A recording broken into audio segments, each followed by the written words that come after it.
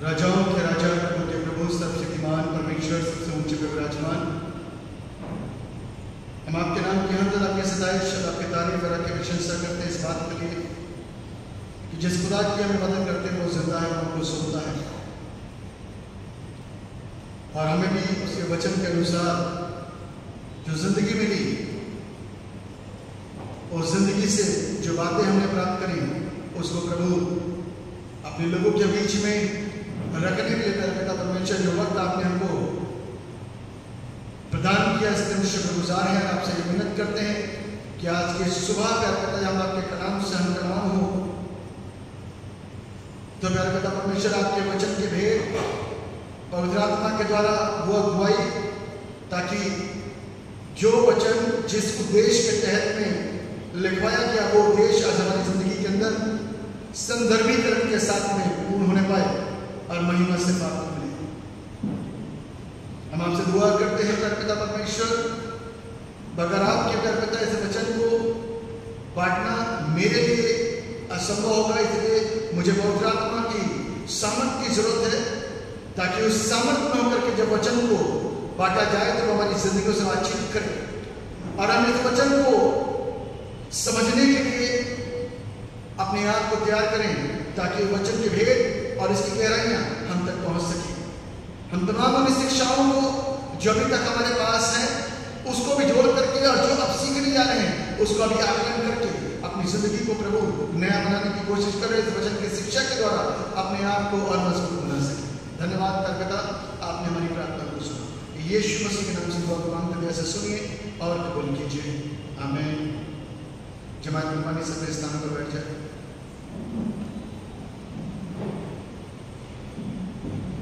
प्रभु यीशु के जीवित समर्थी जलाली नाम में आप सबको जय यीशु मसीह की। परमेश्वर को महिमा मिले। हमारी जिंदगी का लक्ष्य और चर्च में आने का उद्देश्य कि हम यहाँ से एक ऐसी खुराक को अपने साथ में लेकर के जाएं जिसको हम आत्मिक ग़िज़ा बोलते हैं, आत्मिक खुराक बोलते हैं। ये वो खुराक है जिसको खा करके हमारी आत्मिकता मजबूत होती है। जिस्म की खुराक को खा करके हमारा जिस्म तंदुरुस्त होता है, लेकिन आत्मा की खुराक को खा करके हमारी आत्मिकता तंदुरुस्त होती है। और आज परमेश्वर मुझको और आपको अपने वचन के द्वारा तंदुरुस्त करना चाहता है, क्योंकि बहुत सारी चीजें ऐसी आ जाती हैं जो सिर्फ खुश करने की होती हैं, लेकिन परमेश्वर के वचन की बहुत सारी बातें ऐसी हैं जिससे हो सकता है कि हमको खुशी मिले, और ये भी हो सकता है कि उन सारी चीजों को जिसको हमने नजरअंदाज कर रखा है उसको आज ग्रहण करने की जरूरत है, ताकि हम उस शिक्षा को ग्रहण करके अपने आत्मिकता के क्षेत्र में और गहरे उतर चले। आज का जो थीम है वह है बैप्टिज्म एंड द लॉर्ड्स सपर, बपतिस्मा और प्रभु भोज, दोनों चीजें एक साथ दे दी गई, जो एक ऐसा विषय है जिसके ऊपर बहुत सारे डिबेट्स हैं, बहुत सारी मान्यताएं हैं, बहुत सारे विचारधाराएं हैं, बहुत सारी धारणाएं हैं बपतिस्मे को लेकर के ज्यादा, और प्रभु भोज तो उसके बाद का मसला है। लेकिन इस बात को हम लोगों को जान लेने की जरूरत है कि this is not only rituals, this is the commandment of God. यह परमेश्वर की आज्ञा है। बपतिस्मा लेना प्रभु की आज्ञा है, जिसे शिक्षा को ले लेने के बाद में लेने की जरूरत है। बगैर शिक्षित हुए यदि हम लेते हैं तो अज्ञानता का भाव रहता है, और उस अज्ञानता के भाव के चलते हम उस बपतिस्मे को और उस प्रभु भोज को जिसमें हम पार्टिसिपेट करते हैं उसकी गंभीरता और उसकी गरिमा और उसकी गहराइयों को नहीं जानते, और यही वजह हो जाती है कि सदियां बीत जाती हैं, हम वचन के अनुसार चल नहीं पाते। पीढ़ियां निकल जाती हैं, हम वचन के साथ जुड़ नहीं पाते। इसलिए वचन के वेदों को जानना मेरे और आपके लिए अति अनिवार्य और जरूरी है। आज की तारीख में हम और आप अच्छी तरीके से जानते हैं, जब हमारा बपतिस्मा होता है, अमूमन सबको मालूम है, हमारी डायसिस का जो कॉन्स्टिट्यूशन है वो चाइल्ड और एडल्ट दोनों बैप्टिज्म को स्वीकृति देता है, लेकिन बैप्टिज्म शुड बी वन, एक होना चाहिए। फर्स्ट सेंचुरी के अंदर जब एश वेडनेसडे हुआ करता था तो लोग अपने बच्चों को, पेरेंट्स अपने बच्चों को फादर के पास, पास्टर्स के पास लाया करते थे कि वी वांट कि हमारा बच्चा बैप्टाइज किया जाए, ये बच्चा मसीह के संरक्षण में आ जाए, क्रिश्चियनिटी में आ जाए, हकदार बन जाए, सदस्यता मिल जाए, मसीह खानदान का, चर्च का कहलाना शुरू हो जाए। ये यहां पर बहुत सारी बातें हैं, लेकिन बाइबल कुछ और इससे परे हमको सिखाती है। ये सारी चीजें जरूरी हैं, लेकिन इससे भी ज्यादा कुछ और चीजें जरूरी हैं। तो जिस चीज को मैं आपको बताना मान रहा हूं कि जब पेरेंट्स अपने बच्चों को लाते थे, तो आपको बताना चाहता हूं कि उस वक्त में चर्च के पास्टर उन माँ बाप को हिदायत देते थे 40 डेज की। कितने दिनों की? 40 डेज, क्योंकि हमारे उपवास कितने दिन के होते हैं?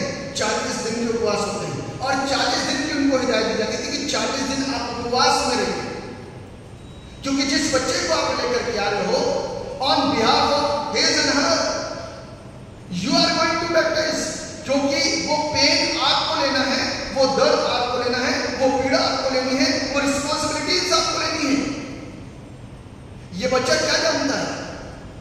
ये तो छोटा है, अबोध है, इसको बपतिस्मा क्या मालूम? बपतिस्मा तो आप जानते हैं, इसके गोद में लेकर के आप बच्चे को लाए हैं आप। तो वो 40 दिन माँ बाप पूरी गंभीरता के साथ में अपने आप को तैयार करते थे, इस वचन की अगुवाई में अपने आप को रखते थे। और बाइबल पढ़ना, प्रार्थना करना, उपवास रखना, बाइबल पढ़ना, प्रार्थना करना, उपवास रखना, शिक्षित होना, ताकि जब बच्चे का बपतिस्मा हो तो उनकी क्या जिम्मेदारियां बनती हैं, उन जिम्मेदारियों के प्रति बच्चे को जैसे जैसे जैसे जैसे वो ग्रो होता है, उनको उनके दिमाग में डालना। अभी बच्चा बपतिस्मे के बाद आप उसको शिक्षित नहीं कर सकते, क्योंकि पेरेंट्स अमूमन कब तक आते हैं? 6 महीने के बाद, 8 महीने के बाद, 1 साल के बाद में। 1 साल का बच्चा तो कुछ जानता भी नहीं, 1.5 साल का बच्चा भी कुछ जानता नहीं है, 2 साल का बच्चा जानता नहीं है। अब आप आज की तारीख में देखेंगे, इंग्लिश मीडियम स्कूल के अंदर 5 से 6 साल के बाद में एडमिशन होते हैं।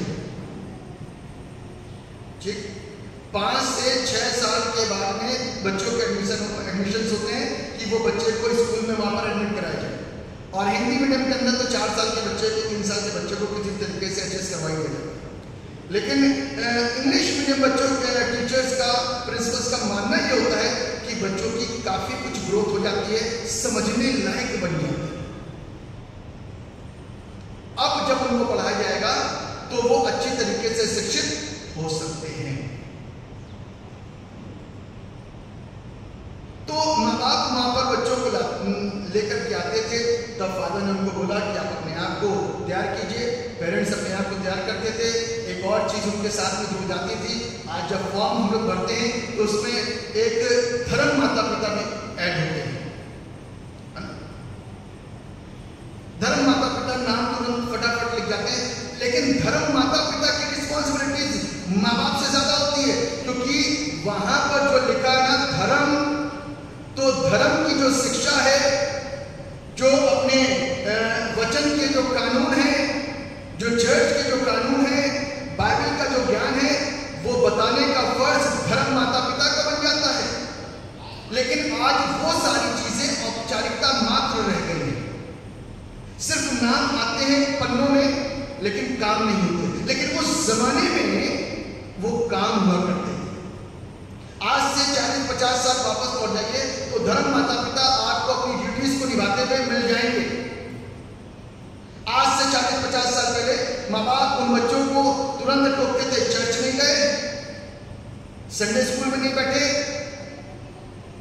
कहीं पर भी डांट सकते थे। लेकिन आज की तारीख में ना वो जिम्मेदारी ले रहे हैं और ना कोई किसी की सुन रहा है। जिस बपतिस्मे को मैं बताना चाह रहा हूं वो ये था कि माँ बाप जिम्मेदार होते थे और बच्चों को पूरी रीति से शिक्षित करते थे जब तक वो बड़ा ना हो जाए, समझदार ना हो जाए। तब उसके बाद दूसरा कदम जो होता था, जिसको आज की तारीख में मैं और आप क्या बोलते हैं मालूम है? प्रभु भोज नहीं बोलते, उसको मैं और आप बोलते हैं कन्फर्मेशन। कन्फर्मेशन क्यों बोलते हैं आपको मालूम होना चाहिए। उसका हिंदी शब्द बड़ा खूबसूरत है, दृढ़ीकरण। उसका हिंदी शब्द मालूम क्या है? बड़ा खूबसूरत, दृढ़ीकरण। दृढ़ीकरण किस बात के अंदर? अपने फेथ के ऊपर दृढ़ होना। अभी तक मालूम नहीं था, अब 18 साल के बाद में, 19 साल के बाद में, 20 साल के अंदर वो कंफर्म होगा, वो दृढ़ होगा, ताकि उसको उसका फेथ जो है, उसका ज्ञान जो पेरेंट्स और धर्म माता पिता के द्वारा जो प्राप्त हुआ है, उस ज्ञान को अब वो समझ गया, इसलिए अब वो रिस्पॉन्सिबल है।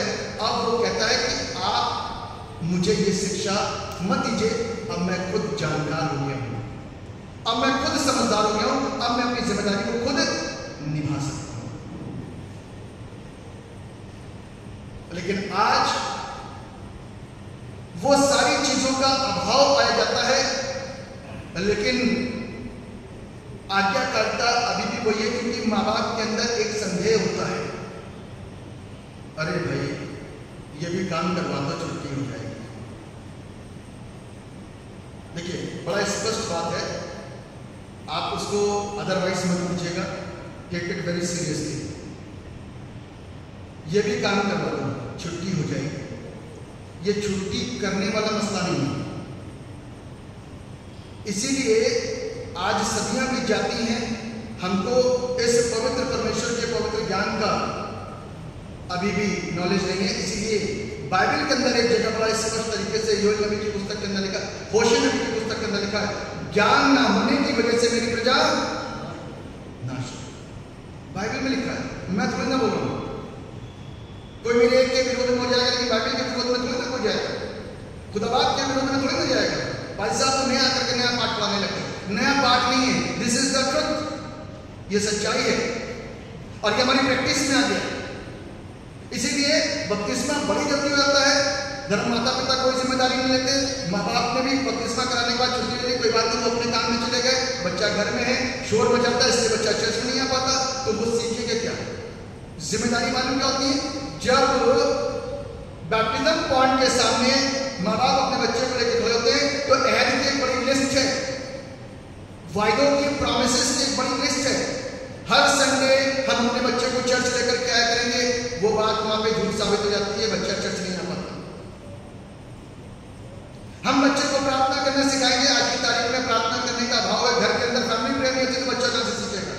हम वहां खड़े होकर के क्या बोलते हैं, वो सीधा झूठ होता है। वी आर नॉट सीरियस, हम सीरियस नहीं है। हम बच्चे को अपना दान देना भी, भेंट डालना भी नहीं सिखाते। उनको सिखाना हमारा कर्तव्य है। जो पॉकेट मनी देते हैं ना, उस पॉकेट मनी से उसको देना सिखाना चाहिए, जा आपकी तरफ से रहा, लेकिन वो देने का जो सोच नियत है ना, वो बच्चे के अंदर डालनी चाहिए, ये भी नहीं सिखा पाता। तो हम सरासर वहां पे खड़े होकर क्या बोलते हैं, एक झूठ बोलते हैं। इसीलिए बच्चा द्रोह तो करता है, लेकिन उसके दिमाग के अंदर संसार की बातें आती हैं, लेकिन इसकी बातें नहीं आती। इसीलिए बच्चा आत्मिकता के क्षेत्र में सीरियस नहीं हो पाता। आत्मिकता के क्षेत्र में बच्चा सीरियस नहीं हो पाता, ये अफसोस है। ये अफसोस है। इसीलिए बाइबल हमको क्या सिखाती है, हम उसको सीखेंगे। यदि बाइबल हमको ऐसा करने को कहती है तो हम कर सकते हैं, यदि बाइबल हमको ऐसा करने को नहीं कहती तो इस बात को सोचने का आज समय है कि कहीं हम गलत तो नहीं कर रहे। बाइबल क्या कहती है, खोल लीजिए मेरे सामने मत्ती रचित सुसमाचार उसका 28वां अध्याय क्या लिखा हुआ है। मत्ती रचित सुसमाचार उसका 28वां अध्याय और उसके अंतिम पद को मैं चाहूंगा कि कोई भी एक जन बीच में जोर से पढ़े। मैं वर्ड्स बता रहा हूं, आप उसको पढ़िए।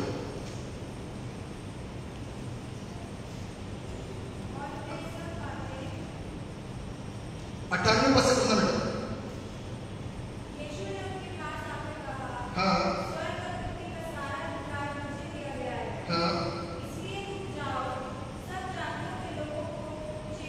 बस किसको चेला बनाना है? जोर से बोल सकते हैं आप सब जाति के लोगों को। यहां से क्रिश्चियन का नाम नहीं लिखा हुआ है। और हम सब जातियों में से जाए हैं। इस बात को कभी भी यहां से नहीं निकालना है, कभी भी नहीं निकालना है कि हम भी कहीं ना कहीं से आए हैं। सब जाति के लोगों को क्या करो?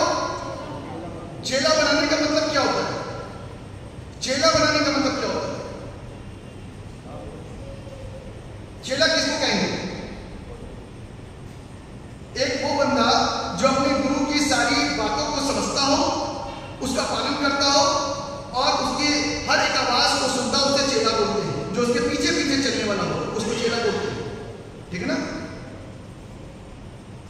Follower of his and her master, जो उसका गुरु है उसको वो उसकी बातों को मानने वाला उसे चेला बोलते हैं। ठीक उसी प्रकार से बाइबल इस बात को सिखा रही है। जब तक हम चेले नहीं बनेंगे, जब तक हम बाइबल का ज्ञान नहीं लेंगे, तो बपतिस्मा हमारे लिए फिट नहीं बैठेगा। चेला बना उसके बाद क्या लिखा हुआ है?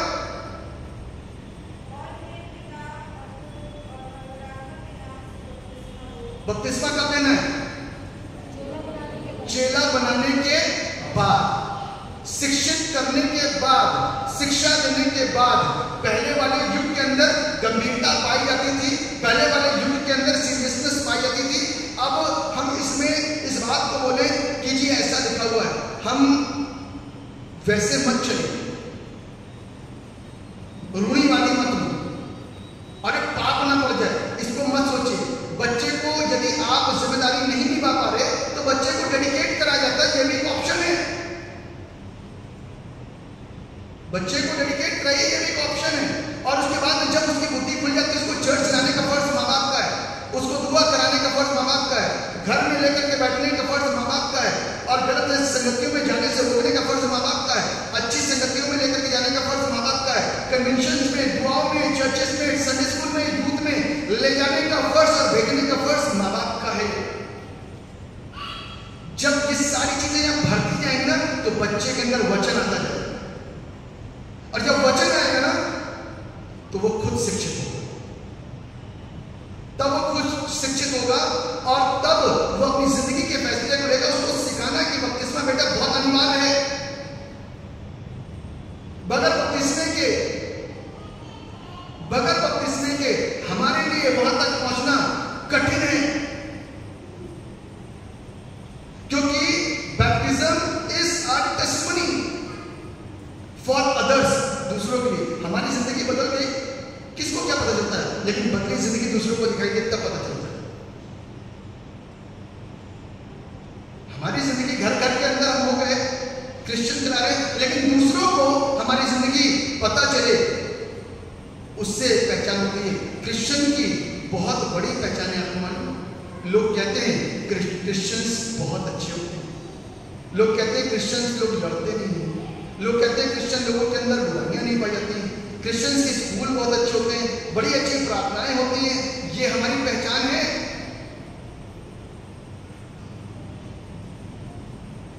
ये पहचान आज से नहीं, पुराने वक्त से है। हमारे स्कूलों में जब लोग जाते थे तो एक अच्छा वातावरण उनको मिलता था, अच्छी शिक्षाएं मिलती थी, प्रार्थनाएं सिखाई जाती थी, लोग सीखते थे, ये हमारी पहचान है। लेकिन मैं सोचता हूं कि वो सारी चीजों के ऊपर बड़े अटैक शैतान ने करे। उन सारी चीजों के ऊपर बड़े अटैक शैतान ने किए हैं। इसलिए अभी जब हम बपतिस्मे के लिए रेडी होते हैं अपने बच्चों के लिए, तो हमको एक बार पुनः सोचने की जरूरत है।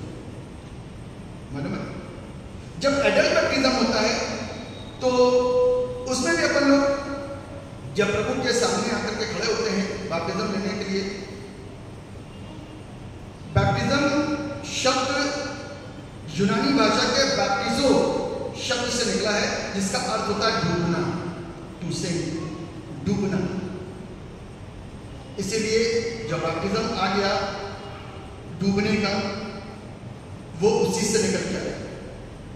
खैर कोई बात नहीं, लेकिन जब हम पानी के अंदर जाते हैं तो रोमियो की पुस्तक उसके 6 अध्याय का जो शिक्षा है वो इस बात को सिखाता है, जब हम पानी के अंदर जाते हैं तो हमारे गुनाहों का फ्यूनरल हो रहा होता है। किसका? गुनाह का फ्यूनरल का मतलब समझ गए ना? वो चीज दफन हो गई, अब वो वापस नहीं आनी चाहिए। किसी को आप दफन करके आते हो, वापस आता है क्या? नहीं आता। तो हमारे गुनाहों का दफन वहां पर हुआ, अब वो चीज बाहर नहीं आनी चाहिए, दोबारा नहीं आनी चाहिए। उसको रोकने के लिए हमें अपनी इंद्रियों के ऊपर अपने कंट्रोल को करने की जरूरत है। उसके लिए परमेश्वर के साथ अपने समय को देने की जरूरत है। मेरे प्रियो, परमेश्वर का वचन बड़ा इंपॉर्टेंट है, जिंदगी देने वाला वचन है, और हमको तमाम उन लोगों से, शैतान के लोगों से, शैतानी बातों से, शैतानी प्रभाव से, शैतानी अट्रैक्शन से फाइट करने के लिए जो बल मिलता है वो परमेश्वर के वचन के द्वारा। आपको मालूम है, जब यीशु मसीह 40 दिन और 40 रात निराहार रहे, अब सोचने की बात है, 40 दिन 40 रात निराहार रहे, फुल प्रैक्टिस, बड़ा जबरदस्त अभ्यास, पूरा ध्यान परमेश्वर का, प्रार्थना में, उपवास में। ये अब जैसे ही निकलेंगे बाहर तो हम एक नए बल के साथ मिलेंगे, और जैसे ही यीशु बाहर आए तुरंत अटैक। आपको मालूम है, शैतान का तुरंत अटैक हुआ, और शैतान ने तुरंत इस बात को जानते हुए कि इसको भूख लग रही है, तो बोला कि इन पत्थरों से कहते हैं कि रोटियां बन जाएं। तब यीशु मसीह ने किस तरीके से हराया था? मनुष्य केवल रोटी से ही नहीं, परंतु परमेश्वर के हर एक उस वचन से जीवित है जो परमेश्वर के मुख से निकलता है। तो परास्त कैसे करा शैतान को? शैतान की बोलती कब बंद हो गई? सिर्फ इस वचन को सुनने के बाद। इस वचन को सुनने के बाद में शैतान की बोलती बंद हो गई। आज हम और आप शैतान की बोलती को सिर्फ इस वचन के द्वारा ही बंद कर सकते हैं, अन्यथा कोई और ताकत नहीं है कि शैतान को हम हरा सकें। शैतान कोई 8वीं पास नहीं है, बहुत बड़ा जानकार है, 2nd नंबर की पावर है, 1st नंबर की पावर हमारा परमेश्वर है, 2nd नंबर की पावर शैतान है। लेकिन इस 1st और इस 2nd के बीच में हम और आप घुसते हैं। मालूम है, ये 1st और 2nd के बीच में हम और आप घुसते हैं, क्योंकि 1st तो 1st ही है, लेकिन इस शैतान को हराने के लिए परमेश्वर ने मुझको और आपको बोल दिया, और हम और आप उसको परास्त करते हैं। ये परमेश्वर का बड़ा दया, उसका अनुग्रह जो मेरी और आपकी जिंदगी के कि वो आज अंधकार की उन शक्तियों को हराने की शक्ति किसको प्रदान कर रहा है? अपने लोगों को। बाइबल के अंदर लिखा हुआ है कि तुम्हारा युद्ध मांस और लहू से नहीं, तुम्हारा युद्ध किससे है? अंधकार की शक्तियों से और आकाश की सेनाओं में। जो आकाश के ऊपर सेनाएं हैं ना, हमारी प्रार्थनाएं जाती हैं, बाधित हो जाती हैं, रुक जाती हैं, क्योंकि शैतान की एक सेना आकाश पर है। आकाश का मतलब स्वर्ग नहीं होता। हमारी प्रार्थनाएं रुकती क्यों है? उसका कारण है कि हमारी प्रार्थनाओं के अंदर वो बल, वो प्रभाव, वो ताकत, वो जोश, वो समर्पण, वो सच्चाई की मांग कहीं दिखती नहीं है। इसीलिए वो बीच में से ही रुक करके वापस आती है, और हम आप बड़े अफसोस के साथ में कहते हैं, प्रभु तुमसे मैंने मांगा, तुमने सुना नहीं। यशायाह की पुस्तक उसके 58 अध्याय के अंदर लिखा है, हे प्रभु हमने तो तुझसे उपवास रखा, तुझसे प्रार्थनाएं मांगी, लेकिन क्या हुआ कि तुमने हमारी सुनी नहीं। जिस प्रकार के तुम उपवास करते हो, ऐसे उपवास से मैं प्रसन्न नहीं होता, बाइबल कहती है और परमेश्वर कहता है। क्योंकि आकाश के ऊपर जो सेना है वो परास करती है, हमारी प्रार्थनाओं को ऊपर जाने तक रोक देती है। लेकिन जो एक बिलीवर, एक विश्वासी जो बड़े प्रभाव के साथ प्रार्थना करता है, तो शैतान की वो सेना रास्ता देती है, क्योंकि उस प्रार्थना के अंदर सामर्थ और बल होता है। उसमें से जब वो होकर के निकलती है तो मैं वो परमेश्वर तक पहुंचती है। तब हमारा गाना वाला पूरा होता है, प्रार्थना और विनती उत्तर लेकर और आशीष लेकर नीचे आती है। तब होती है जब कोई बिलीवर प्रार्थना करता है, एक विश्वास से भरा हुआ कोई प्रार्थना करता है। आपको मालूम है, जब हिजकिय्याह राजा ने भीत की तरफ मुंह करके और रो रो करके प्रार्थना करी, तभी दूर तक पहुंचा ही नहीं था।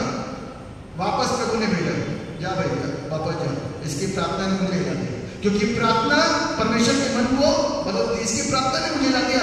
वो वापस गया और बोला कि प्रभु ने तेरी प्रार्थना सुन ली, तेरी उम्र 15 वर्ष और बढ़ा दी गई। आमीन। यह है वो परमेश्वर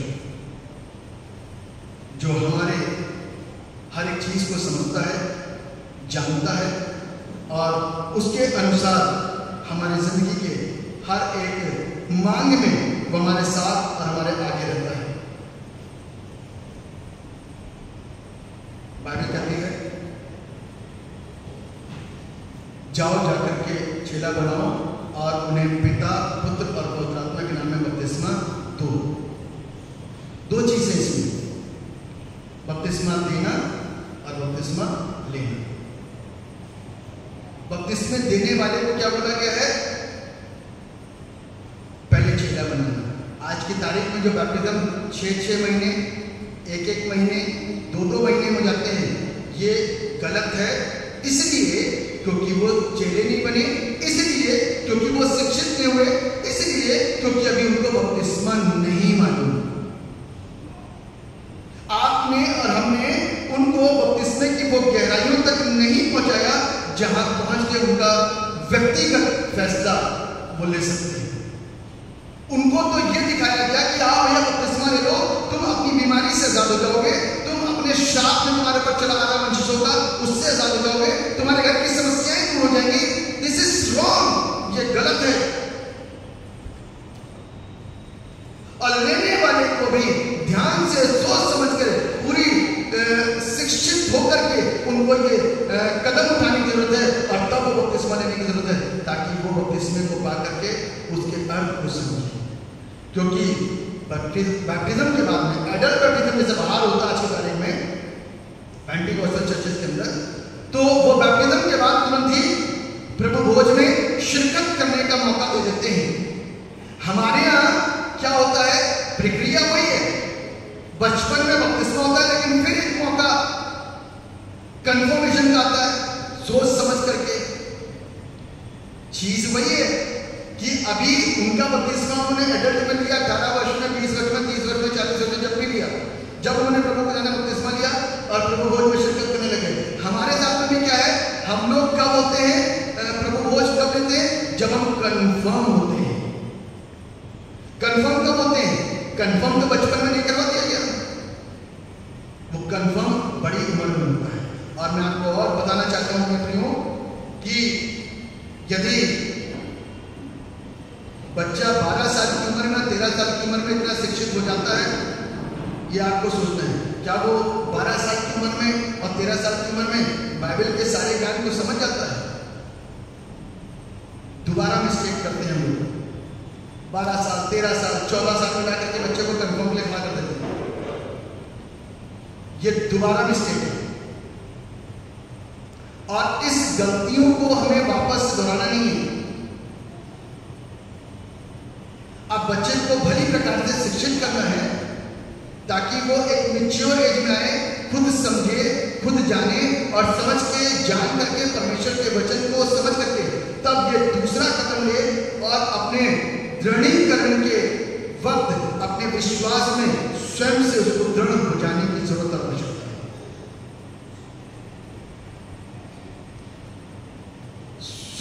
को दृढ़ हो जाने की जरूरत और आवश्यकता है। सरकार ने एक बालिग होने की अवस्था कितनी रखी है? 18 साल। सरकार को मालूम है कि अभी ये इतने बुद्धिमान है नहीं, इनको एक उम्र बड़ी देनी चाहिए, इतनी उम्र में इनकी समझ खुल जाएगी तब ये वोट डालने के योग्य है। सरकार इस चीज को बता रही है, लेकिन हम 11-12 साल की उम्र के अंदर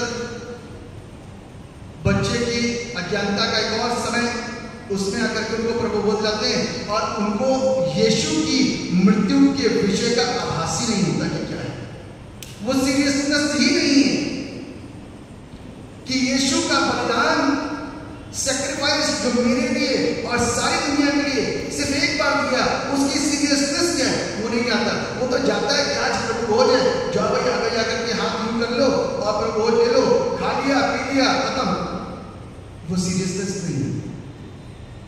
मैं तो ऐसे लोगों को भी जानता हूं, आपकी बात नहीं कर रहा, मैं ऐसे लोगों को भी जानता हूं जिनको प्रभु भोज की तो बिल्कुल भी सीरियसनेस नहीं है। बाहर जाते हैं, पहले वो बीड़ी पी करके आते हैं, उसके बाद बैप्टिज्म को प्रभु भोज लेते हैं। सीरियसनेस नहीं है। क्यों? क्योंकि उन्होंने कुछ चीजों में ऐसी गलतियां करी है कि अब उनकी आदत के अंदर ये सारी बातें शुमार हो गई हैं। जब मैं कभी पहले किसी को दिया करता था प्रभु भोज, तो मैं देखता था कि जैसे वो यूं बैठते थे तो जेब में आगे बीड़ी के बंडल और माचिस रखी रहती थी। वो सारी चीजें होती हैं, वो सामने और प्रभु भोज आप ले रहे हैं। क्यों? क्योंकि अभी तक हम सीरियसनेस को जान ही नहीं पाए। ये दो बड़े संस्कार जो कितने गंभीर हैं, कितनी गहराइयों में डूबे हुए हैं, लेकिन इसकी गहराई को हम नहीं जानते। हम सिर्फ ऊपर से सारी चीजों को जान करके इसमें शामिल होने के लिए खत्म हो गई हमारी ड्यूटी से, हम फारिग हो गए। अब कोई बात, अब सिर्फ शादी का मसला रह गया।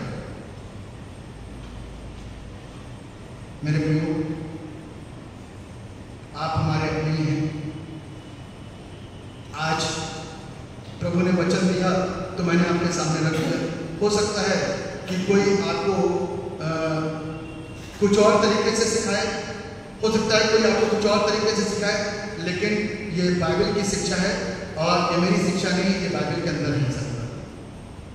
कोई भी बात में बाइबल से बात जाकर के नहीं कर रहा, इसीलिए हमको बाइबल में रहते हुए शिक्षा को ग्रहण करने की जरूरत है। एक और रेफरेंस को चाहूंगा कि आप उसको पढ़िए, 1 कुरिन्थियों का 12वां अध्याय और उसका 13वां पद।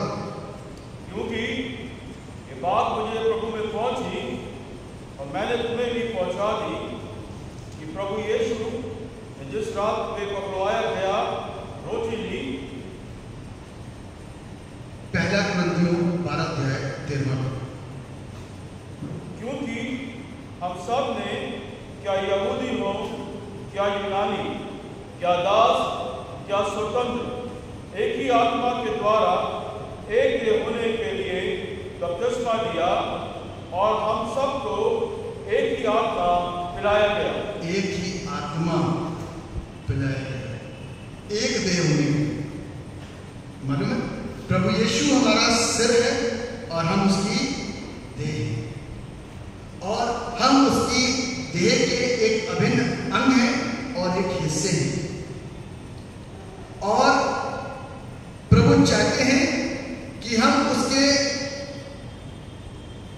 सर जो वो है और देह जो हम हैं, हम में और उसमें फर्क ना दिखाई दे। एक जब पुलिस वाला अपनी वर्दी को पहनता है तो मैं और आप क्या करते हैं?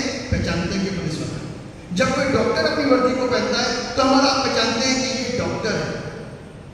जब प्रभु का बंदा अपने कामों की वर्दी जो प्रभु यीशु करके गए जब पहनता है तो उससे हमारी पहचान होती है कि हम एक मसीह हैं।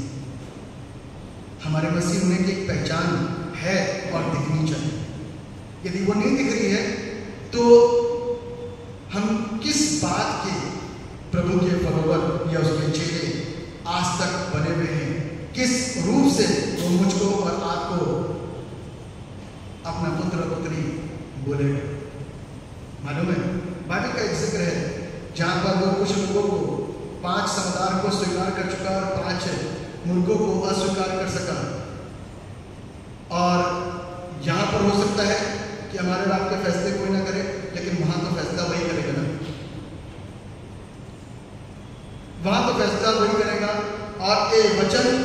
मुझको और आपको इस बात को इन सारी बातों को फॉलो करने के लिए, इसको पालन करने के लिए आदेशित करता है कि दिस इज द कमांडमेंट, ये आज्ञा है। और इस आज्ञा को किस तरीके से मानना है उसका सीक्वेंस भी बाइबल के अंदर लिखा हुआ है। एक और रेफरेंस को मैं खुलवाना चाहूंगा, खोल दीजिएगा, मरकुस रचित सुसमाचार उसका 16वां अध्याय और उसका 16वां पद, जिस किसी को मिले पढ़े।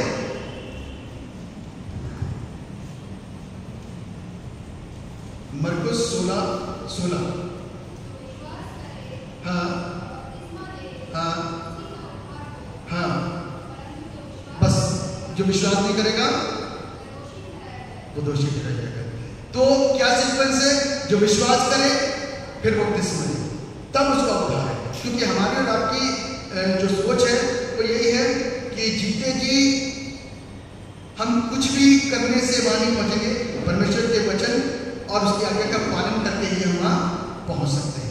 और वही हमारी प्रिपरेशन है, वही तैयारी है, चर्च में भी, घर में भी, जहाँ काम करते हैं वहां पर भी, जहाँ भी हमारी ये सोच के अंदर बना रहता है कि हम अच्छे कर्मों को परमेश्वर के वचन की आज्ञा का पालन करते हुए अपनी तैयारी को मजबूत करें, ताकि जब वो वक्त आए कि हमारी आंखें बंद हो जाएं तो हम वहां मिलें।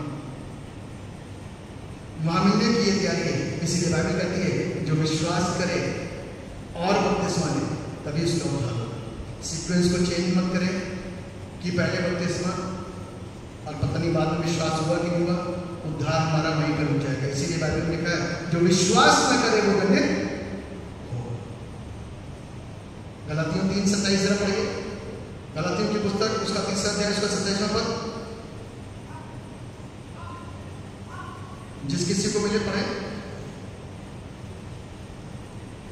और तुम में से जितनों ने मसीह में बपतिस्मा लिया है उन्होंने मसीह को पहन लिया। पहनने का मतलब समझ गए ना कि आज हमने यदि कुर्ता पजामा पहना तो एक अलग लुक है, आज हमने कुछ और ड्रेसअप किया तो एक अलग लुक है। यदि आज हमने मसीह को पहना है तो हमारा लुक अलग होना चाहिए, हमारे काम अलग होने चाहिए। क्योंकि बाहर का बंदा जब हमको देखता ना तो उसकी एक्सपेक्टेशंस हमसे वैसे ही होते हैं, उसके एक्सपेक्टेशंस हमसे ऐसे होते हैं। और बाहर से पहले हमारे परमेश्वर के एक्सपेक्टेशंस हमसे और आपसे ऐसे ही। इसलिए मैं भी हूँ बाइबल के अनुसार हमको और आपको अपने आप को जब तैयार करेंगे तो शायद हम इन बातों को अपनी जिंदगी के अंदर सीरियसली ले सकते हैं और सीरियस लेकर के परमेश्वर के बताए हुए उस मार्ग में चल सकते हैं। बपतिस्मा क्यों जरूरी है, बपतिस्मा क्यों लेते हैं, बपतिस्मा क्यों लेना चाहिए, ये सारी चीजें जो क्यों वाली हैं ये प्रश्न है। और इस प्रश्न में जाते हुए अपने आप को आंसर दें। और कई बार तो बड़ी चीजें बड़ी गंभीर हो जाती हैं, शिक्षाएं बड़ी गंभीर हो जाती हैं कि यीशु मसीह 12 वर्ष की आयु में मंदिर में गए। वो यीशु मसीह थे, वो ज्ञानी थे कि वो सबसे बात कर पा रहे थे, लेकिन हम और आप इतने ज्ञानी नहीं कि हम सबसे बात कर पाएंगे। हमें बाइबल का इतना ज्ञान नहीं कि हम सबसे बात कर पाएंगे। तो ये उदाहरण दे करके कि प्रभु ने बच्चों को बुलाया, बच्चों को मेरे पास आने देना मना मत करो क्योंकि स्वर्ग का राज्य सुख है। प्रभु ने बुलाया तो हम डेडिकेट भी करा सकते हैं। और यदि बच्चे ने बपतिस्मा करवाया हमने तो अब हमारी जिम्मेदारी है जब तक वो लायक नहीं रहता, समझदार नहीं रहता, उसको प्रॉपर शिक्षा दें, ताकि हम प्रॉपर शिक्षा दें, बच्चा शिक्षित हो। क्योंकि बच्चे के बिगड़ने के बाद में हमारा अपने बच्चे को पादी साहब के पास कहते हैं पादी साहब दुआ कर दीजिए। बच्चा हमारी सुनता नहीं, बच्चा तब सुनता जब आप परमेश्वर की सुनते या मैं परमेश्वर की सुनता। आज वो बच्चा इसी कारण से नहीं सुन पा रहा क्योंकि हमने परमेश्वर का वचन उसको नहीं सुनाया। यदि सुनाया होता तो इसके अंदर जो ज्ञान है, इसके अंदर जो धार्मिकता है, इसके अंदर जो बातें हैं वो हमको क्या करती है, परमेश्वर से जुड़ करेंगे। यदि हम परमेश्वर से जुड़े हुए होंगे तो शायद हम फिर अपने पेरेंट्स का भी आदर कर सकते हैं, अपनी गुरुओं का भी आदर कर सकते हैं, अपनी बहू का भी आदर कर सकते हैं। और यदि इसकी बातें हमारे पास नहीं रही तो अफसोस ये होगा कि बहुत सारी चीज़ों में बड़े होते होते बहुत सारी शिकायतें परिवार से आएंगी, बच्चों से, और उन शिकायतों से वापस आना या उनको सही करना बड़ा अनहोना हो जाता है। तो कई बार वो अफसोस के आंसू हो जाते हैं और कई बार बड़े दुख भरे हमारे व्यक्तिगत डिसीजन हो जाते हैं, जिसका जिंदगी भर उनको खामियाजा भुगतना पड़ता है। इतना ही नहीं, कई बार हमारे फैसले विवाह को लेकर के भी गलत हो जाते हैं। इसलिए हमारे फैसले अच्छे रहें तो हम अपनी शुरुआत अच्छी करें, अपने बच्चों की शुरुआत अच्छी करें, ताकि भविष्य के अंदर हम एक सुख के जीवन को जी सकें। परमेश्वर इस वचन के द्वारा हम सबों को बड़ी आशीष और बरकत देता है। दुआ करें। परमेश्वर पिता, आपको धन्यवाद देते हैं आपके तमाम आशीषों के लिए जो आपने हम सबको दिया। हम सबों को बड़ी बरकत दीजिए। जो वचन प्रभु आपने दिया उसके द्वारा पिता जो हम कुछ शिक्षा हासिल करते हैं, और ये दुआ है कि पिता ये शिक्षा बेहतर सिर्फ सुनने के लिए नहीं, परंतु इसको एहसास करना, इसको रियलाइज करना, इसको सोचना, इसको मंथन करने के लिए, ताकि हम विचार विमर्श करें, सोचें, विचारें और अपनी ज़िंदगी के बेहतर और खूबसूरत फैसले को ले सकें। आप दयावान हैं, अपने लोगों को दया करते हैं। हम दुआ करते हैं कि आज हमारे कर्तव्य, हमारी जिम्मेदारियाँ बनती हैं कि जब हम अपने बच्चों को बचपने में लेकर के आते हैं तो हम पूरी रीति से जिम्मेदारी के साथ में अपने कर्तव्य को पूरा करें, ताकि परमेश्वर उन कर्तव्यों को देख करके खुश हो और उसके